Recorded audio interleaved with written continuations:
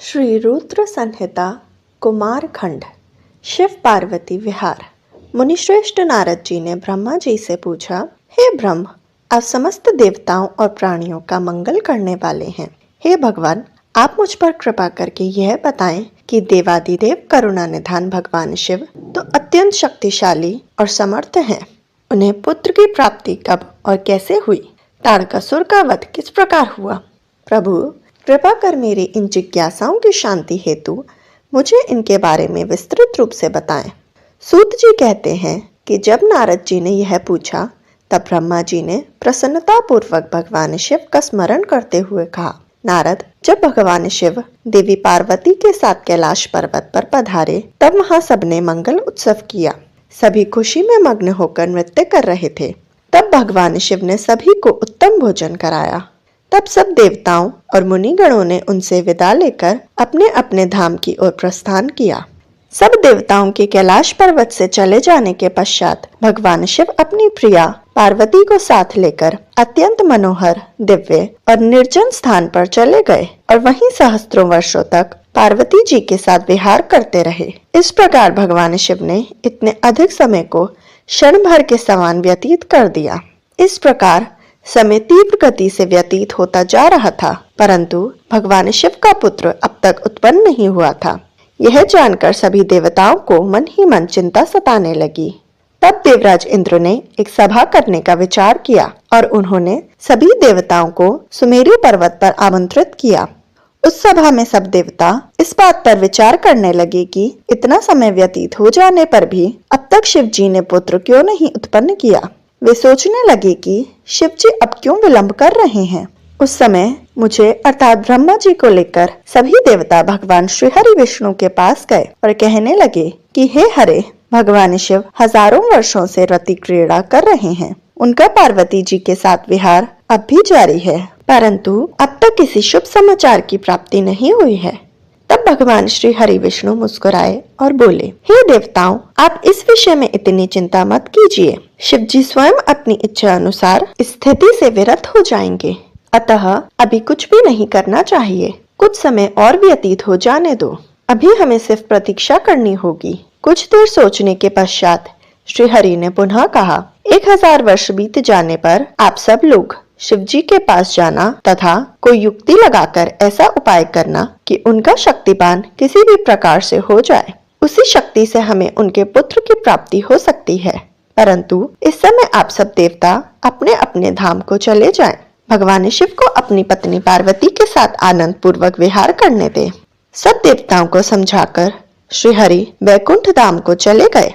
श्री हरि के चले जाने के उपरांत सब देवताओं ने अपनी चिंता त्याग दी और प्रसन्नता पूर्वक अपने अपने धाम चले गए। समय अपनी गति से बीतता गया, परंतु शिव जी का पुत्र नहीं हुआ।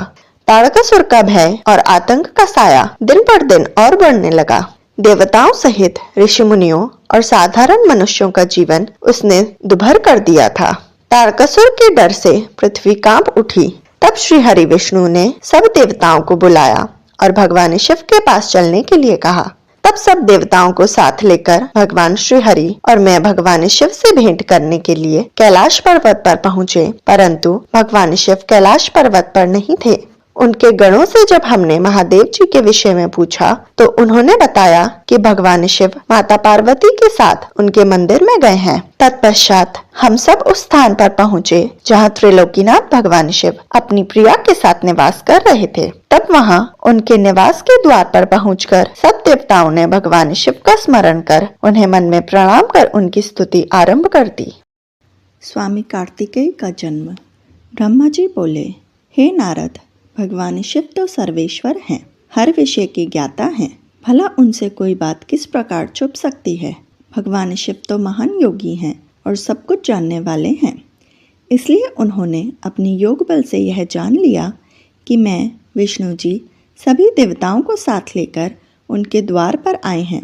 तब वे बड़े हर्षित हुए और हम सबसे मिलने के लिए द्वार पर पधारे और बोले, आप सब एक साथ यहाँ क्यों पधारे हैं? तब हमने अपने आने का प्रयोजन बताते हुए कहा कि हे देवादिदेव करुणा निधान भगवान, ताड़कासुर के अत्याचार दिन प्रतिदिन बढ़ते जा रहे हैं।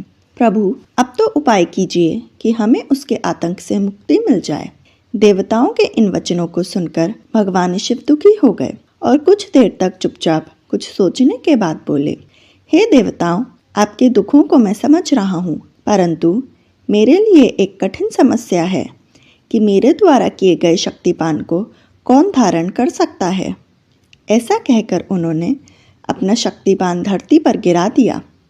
तब सब देवताओं ने अग्निदेव से प्रार्थना की कि वे भगवान शिव के उस शक्ति को कपोत बनकर धारण कर लें। सब देवताओं का आग्रह स्वीकार कर अग्निदेव ने कपोत रूप धारण कर उस शक्ति को अपने अंदर समाहित कर लिया। जब बहुत देर तक भगवान शिव देवी पार्वती के पास वापस नहीं पहुंचे तो परेशान होकर देवी स्वयं उन्हें देखने बाहर चली आईं।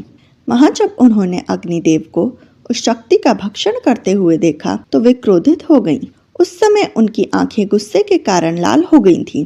तब देवी पार्वती ने अग्निदेव से कहा, हे दुष्ट अग्निदेव, आपने मेरे पति त्रिलोकीनाथ की शक्ति का भक्षण किया है, इसलिए आज मैं तुम्हें श्राप देती हूँ कि तुम सर्वभक्षी होगे। जो भी तुम्हारे संपर्क में आएगा वह तत्काल नष्ट हो जाएगा। तुम सर्वथा इस आग में स्वयं भी जलते रहोगे। अग्निदेव को क्रोध से यह श्राप देकर देवी पार्वती वहां से चली गईं। उनके साथ शिव जी भी वहां से चले गए। इधर समस्त देवताओं द्वारा अग्नि में होम करने से और अन्न आदि के सेवन द्वारा वह शक्ति सब देवताओं के शरीर में पहुंच गई। उस शक्ति की गर्मी से सभी देवता दुखी हो गए थे। तब सब पुनः भगवान शिव की शरण में पहुंचे और उनसे हाथ जोड़कर प्रार्थना करने लगे कि भगवान, हमें इस जलन से मुक्ति दिलाएं। हम सबकी पीड़ा अनुभव कर उन्होंने हमसे कहा कि इस शक्ति के पान और जलन को बंद करने के लिए उसे हमें अपने शरीर से वमन के द्वारा बाहर निकालना होगा। भगवान शिव की आज्ञा मानकर हम सभी देवताओं ने वमन द्वारा शिव जी की उस शक्ति को अपने शरीर से निकाल दिया। उसके निकलते ही सबने संतोष की सांस ली और महादेव जी की स्तुति करके उन्हें धन्यवाद किया। परंतु अग्निदेव की पीड़ा किसी भी प्रकार कम नहीं हो रही थी। उनका हृदय जल रहा था। तब मैंने अग्निदेव को भगवान शिव की शरण में जाने की सलाह दी। मेरी बात मानकर अग्निदेवता ने भक्तवत्सल भगवान शिव की बहुत स्तुति की। तब शिव जी प्रसन्न हुए और बोले, कहिए अग्निदेव, आप क्या कहना चाहते हैं। तब अग्निदेव ने हाथ जोड़कर भगवान को प्रणाम किया और उनकी स्तुति की। तत्पश्चात वे बोले, हे देवादिदेव, कृपा करके मेरे अपराध को क्षमा कर दीजिए। मैं बहुत बड़ा मूर्ख हूँ जो मैंने आपकी शक्ति का भक्षण कर दिया। आप मुझे क्षमा करें और मुझ पर प्रसन्न हो।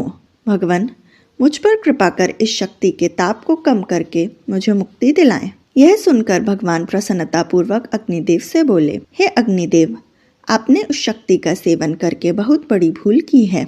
आपके किए का दंड आप काफी समय से भोग रहे हैं, इसलिए मैं आपको क्षमा करता हूँ। तुम मेरी इस शक्ति को किसी नारी शरीर में स्थित कर दो। ऐसा करने से तुम्हारी सभी कष्ट दूर हो जाएंगे।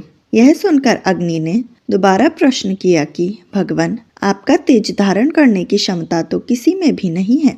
तभी नारद, तुम भी वहां आ गए और अग्निदेव से बोले कि जैसा भगवान शिव की आज्ञा है वैसा ही करो।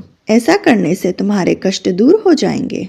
तब तुमने अग्निदेव से कहा कि माघ मास में जो भी स्त्री सबसे पहले प्रयाग में स्नान करे उसके शरीर में आप इस शक्ति को स्थित कर देना। माघ का महीना आने पर सुबह ब्रह्म मुहूर्त में सर्वप्रथम सप्तऋषियों की पत्नियां प्रयाग में स्नान करने पहुंची। स्नान करने के उपरांत जब उन्होंने अत्यधिक ठंड का अनुभव किया तो उनमें से 6 स्त्रियां अग्नि के पास जाकर आग तापने लगी।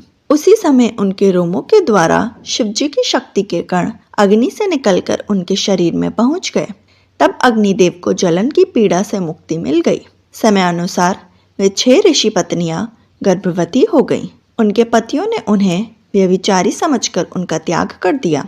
तब वे सब हिमालय पर्वत पर जाकर तपस्या करने लगी। वहीं उस पर्वत पर उन्होंने कई भागों में मानव अंगों को जन्म दिया, परंतु वह पर्वत उनके भार को सहन नहीं कर सका और उसने उन्हें गंगा जी में गिरा दिया।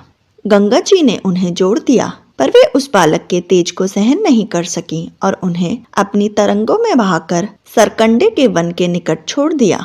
वह तेजस्वी बालक मार्गशीर्ष के शुक्ल षष्ठी के दिन पृथ्वी पर उत्पन्न हुआ। उसके पृथ्वी पर आते ही सभी को आनंद की अनुभूति हुई। आकाश में दुदुभियां बजने लगी और फूलों की वर्षा होने लगी।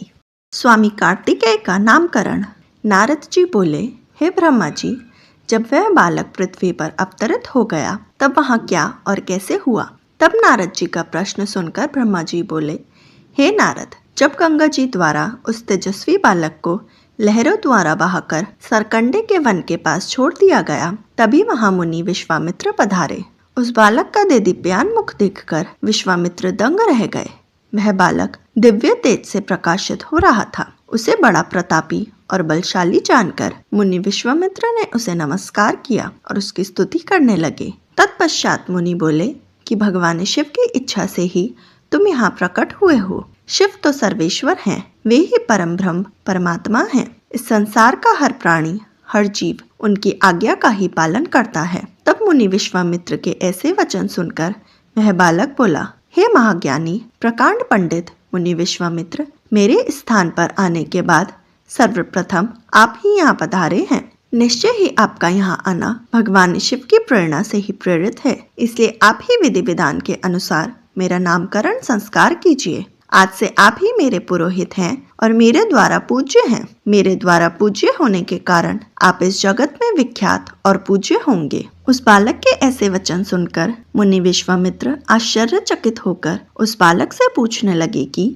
हे बालक, आप कौन हैं? अपने विषय में मुझे बताइए। हे विश्वामित्र, अब आप ब्रह्मर्षि हो गए हैं। मेरे विषय में जानने से पूर्व आप मेरा संस्कार कीजिए। तब मुनि विश्वामित्र ने उन अद्भुत बालक का नामकरण संस्कार किया और उनका नाम कार्तिकेय रखा। गुरु दक्षिणा के रूप में उसने मुनि को दिव्य ज्ञान प्रदान किया। तब मैंने स्वयं वहां जाकर उस बालक को गोद में लिया और उसे चूमा। तत्पश्चात मैंने उसे शक्तियां और शस्त्र प्रदान किए। उन अद्भुत शक्तियों को प्राप्त कर वह बालक बहुत प्रसन्न हुआ और तुरंत ही पहाड़ पर चढ़ गया। पहाड़ पर चढ़कर वह उनके शिखरों को गिराने लगा तथा वहां की संपदा नष्ट करने लगा। यह देखकर उस स्थान पर निवास करने वाले राक्षस उस बालक को मारने के लिए दौड़े। उन भयंकर राक्षसों से बिना भयभीत हुए उसने उन सबको भगा दिया। उनके भयंकर युद्ध से पूरा त्रिलोक कांपने लगा। त्रिलोक को भयभीत होता देखकर सब देवता वहां पहुँचे। देवराज इंद्र ने क्रोध में आकर उस बालक पर प्रहार किया। इस प्रहार के फलस्वरूप उस बालक के शरीर से विशाख नाम का दूसरा पुरुष पैदा हो गया। उन्होंने उस बालक पर एक और प्रहार किया तो निगम नाम का एक और महाबली पुरुष पैदा हो गया। इस प्रकार इंद्र के प्रहारों से 4 स्कंद पैदा हुए जो बहुत वीर और बलवान थे। तब क्रोधित होकर ये चारों स्कंद एक साथ मिलकर स्वर्ग के राजा इंद्र को मारने के लिए दौड़े। यह देखकर इंद्र घबराकर अपनी जान बचाने के लिए कहीं दूर जाकर छिप गए। उनको ढूंढते ढूंढते वह बालक उनके धाम स्वर्ग में पहुंच गए। उस समय जब वह बालक स्वर्ग पहुंचकर देवराज इंद्र को ढूंढ रहे थे, एक सुंदर सरोवर में 6 कृतिकाएं स्नान कर रही थीं। उस सुंदर सलोने बालक को देखकर वह उसे प्यार करने और गोद में खिलाने के लिए दौड़ी और उसे पकड़कर ले आई। तब उन कृतिकाओं ने उस नन्हे बालक को बहुत प्यार किया और तब वे आपस में उसे दूध पिलाने के लिए लड़ने लगी। तब वह बालक ने 6 मुख धारण करके सब माताओं का स्तनपान किया। तब वे प्रसन्नता पूर्वक उस बालक को अपने साथ अपने लोक में ले गईं और उनका लालन पालन करने लगी।